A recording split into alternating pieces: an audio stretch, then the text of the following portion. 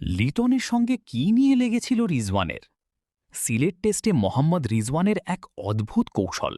Side স্ক্রিনের নাকি সমস্যা হচ্ছিল বলে বারবার থামিয়েছিল বাংলাদেশের বোলারদেরকে। খেলা থামিয়ে দিয়ে প্রতিপক্ষকে বিরক্ত করা রিজওয়ানের জন্য নতুন নয়। লিটন তাই আর ধরে রাখতে পারেননি মেজাজটা।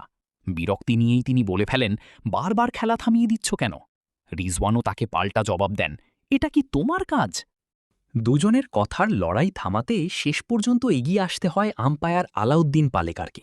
ওই দফায় থেমে গেলেও পুরোটা সময়ই রিজওয়ানকে স্লেজিং করে গেছেন বাংলাদেশের ফিল্ডাররা।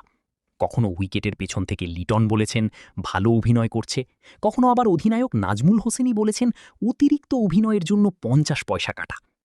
রিজওয়ানও যতবার সুযোগ পেয়েছেন খেলা থামিয়ে দিয়েছেন। তাতে গ্যালারি থেকেও তার জন্য ভেসে এসেছে দুয়ধ্বনি। সিলেট টেস্টে ৪৩৭ রানের প্রায় অবিশ্বাস্য লক্ষ্য তাড়া করতে নেমে এখনও অপরাজিত আছেন রিজওয়ান।